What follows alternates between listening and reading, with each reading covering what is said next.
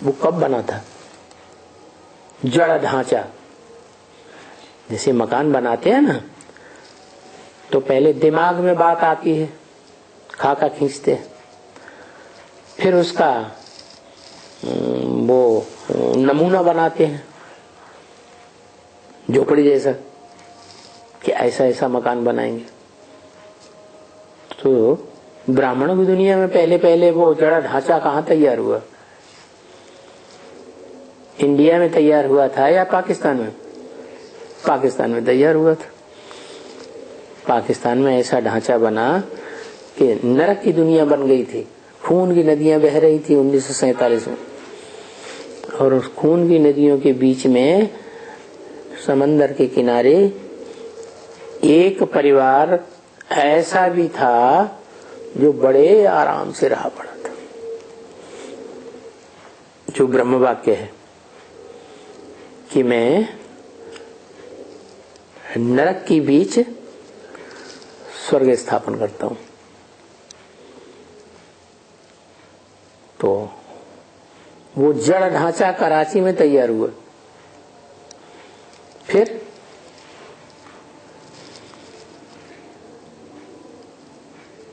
भारतवर्ष में आ गए, और जब भारतवर्ष में आ गए आत्मा का ज्ञान मिला, तो आत्मा चैतन्य है, तो ढांचा भी कैसा बनेगा? है कैसा बनेगा? जड़ बनेगा कि चैतन्य बनेगा? चैतन्य बनता है। तो 1969 में जब ब्रह्मा ने शरीर छोड़ा, तो ब्रह्मा का पहला बच्चा आत्मिक स्टेज में धारण करता है और स्वधर्म की स्थापना के निमित्त बनता है। स्व माने आत्मा, धर्म माने धारणा। जो गीता में लिखा है, स्वधर्मे निधनम श्रेय परधर्मो भयावह। अपने धर्म में मर जाना अच्छा, शरीर छोड़ देना अच्छा, लेकिन देह का धर्म पर धर्म है। इसकी स्मृति में शरीर छोड़ना, इससे तो दुख की दुनिया में जन्म मिलता है। क्या देह की स्मृति में कोई शरीर छोड़ेगा, देह के संबंधियों की याद में शरीर छोड़ेगा, देह के पदार्थों की याद में शरीर छोड़ेगा, तो वो जो आत्मा है बहुत दुखी होगी। क्योंकि 5 तत्वों का जो संघात है उसे प्रकृति कहा जाता है। क्या? और वो प्रकृति जब तामसी बनती है तो बहुत दुखदाई हो जाती है।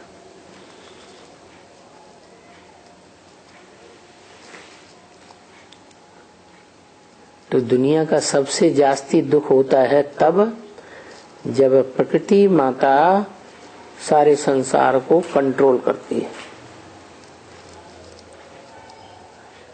कौन हुई प्रकृति माता? जगदम्बा।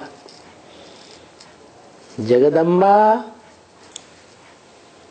क्यों दुखी कर देती कंट्रोल करके? क्योंकि जगदम्बा में क्या कमी है जो दुखी कर देती?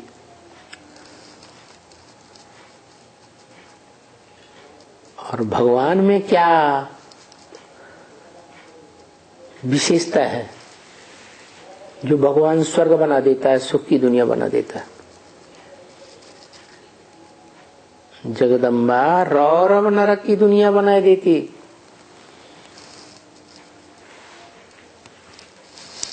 और भगवान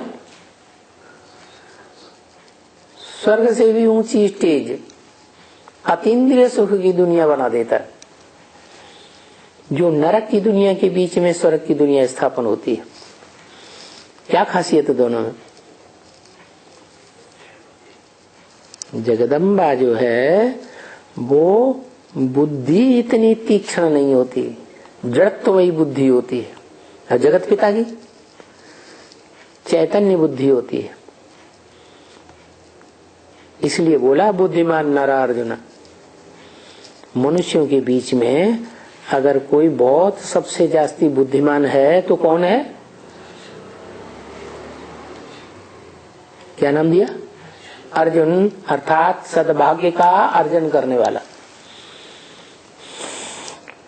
बड़े से बड़ा, अच्छे से अच्छा, सच्चा भाग्य, सद्भाग्य किसका बनता है? जिस तन में परमात्मा नहीं, परमपिता प्रवेश करता है, उसका नाम देते हैं भागीरथ, भाग्यशाली रथ। इसलिए गीता में अर्जुन का रथ दिखा दिया है। रथ माने शरीर रूपी रथ। तो उस शरीर रूपी रथ के द्वारा वशीकरण मंत्र मिलता है सारी सृष्टि को। क्या देने वाला? वशीकरण मंत्र कौन? प्रैक्टिकल में देता है? प्रैक्टिकल में नहीं देता, वो प्रवेश करता है, और जिसमें प्रवेश करता है वो स्वयं बनता है। क्या क्या, क्या बनता है? इस सृष्टि रूपी रंगमंच पर किसी के वश में न आने वाला बनता है। तब सारी सृष्टि को वशीकरण मंत्र नंबर बार देता है। तो गोया मन वशीकरण मंत्र से मायाजीत बने। कौन बने? मन। किसका मन? ये मनुआ बच्चा किसका है पहले? है? अरे ब्रह्मा मन है तो किसका बच्चा है? परमात्मा का बच्चा हुआ ना। कैसी आत्मा? परमात्मा। सुप्रीम सोल को परमात्मा कहेंगे? क्यों?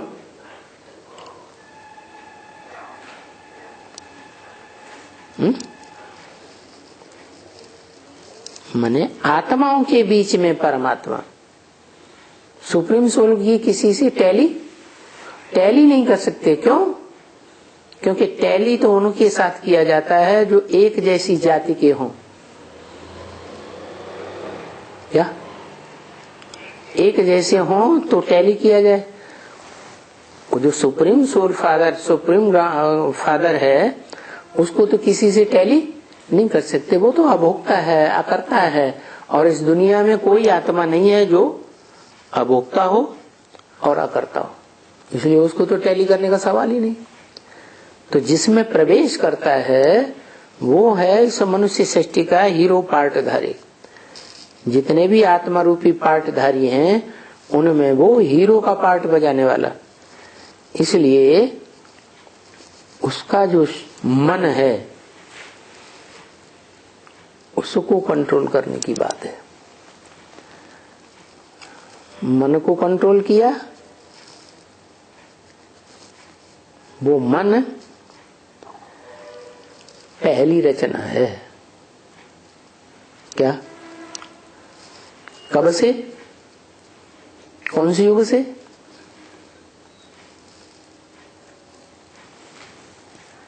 मन अपनी चंचलता कब से करना शुरू करता है? कौन से युग से? द्वैतवादी द्वापर युग से चंचलता करना शुरू करता है। उससे पहले सतयुग त्रेता में मन चंचलता नहीं करता, कंट्रोल में रहता है। तो मन रूपी मनुआ कहो, मुन्ने बच्चे, नन्हे मुन्ने बच्चे तेरी मुट्ठी में क्या है? तो वो मनुआ कंट्रोल में रहना चाहिए। रचना है ना, रचयिता के कंट्रोल में रहना चाहिए। बच्चा बाप के कंट्रोल में न रहे, छोटा है तब तो कंट्रोल में रहना ही पड़े, क्योंकि नाबालिग है। बड़ा हो जाए और कंट्रोल से बाहर हो जाए और बाप को थापड़ मारने लगे तो कंट्रोल हुआ या कंट्रोल से बाहर हो गया? बाहर हो गया। ऐसा होना चाहिए है? नहीं होना चाहिए। लेकिन बाप क्या है, मोह में आकर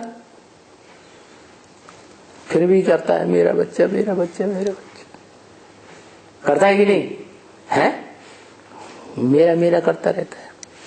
तो ये जो मेरा मेरा है वो छुड़ाने के लिए ही ये वशीकरण मंत्र है।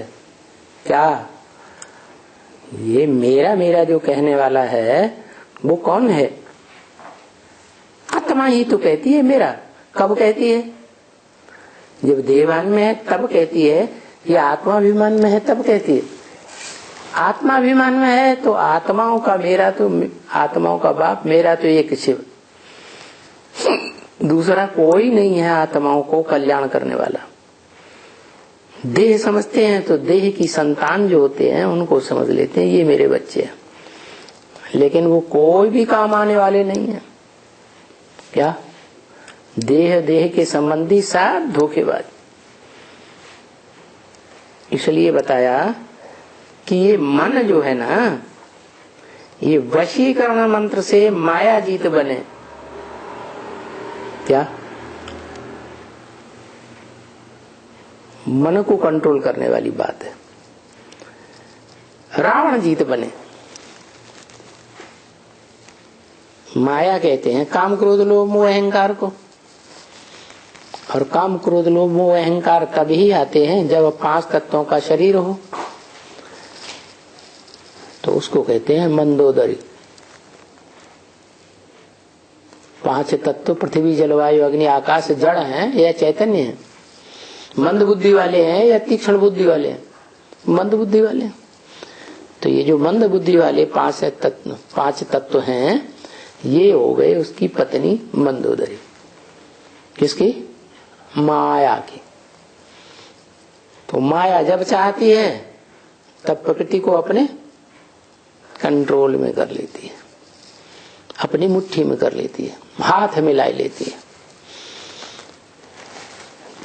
तो दोनों को जीतना है, प्रकृति जीती भी बनना है और रावण जीती भी बनना है, माया जी। तो तुम प्रैक्टिस कर रही हो। क्या? कोई बच्ची की तरफ बाबा ने इशारा किया, बच्ची सामने बैठी होगी, तो बच्ची के सामने बैठ करके इशारा किया कि तुम बच्ची प्रैक्टिस कर रही हो। क्या प्रैक्टिस कर रही हो? है तुम्हारा जो मन है ना, इसको मन मना भव, मेरे मन में तिरोहित करो और माया जीत बनो। जिस माया ने तुझे बच्ची को कंट्रोल कर लिया। क्या? माया कौन सी बच्ची को कंट्रोल करती है? सृष्टि में किसे दिखाते हैं? कहते हैं पार्वती की अम्मा मैना ने अपनी बच्ची को अपने कंट्रोल में रखा हुआ था। उसको, जिसको उसने पति चुना, उसके नजदीक नहीं जाने देती थी। तो कंट्रोल कर लिया ना, तो क्या करना है उस बच्ची को? है माया को। वो मैना, नाम क्यों रखा मैना? पति से जो भी डायरेक्शन करे मिले तो साफ इनकार, मैं ना करूंगी। अपनी बच्ची की शादी उस लंगोटिया के साथ नहीं करूंगी। अरे जिंदगी निभानी तुमको है या बच्ची को निभानी है? जो उसको पसंद आ गई तो उसकी पसंद के अनुसार काम करो। तो उसका नाम ये पड़ता है मैना।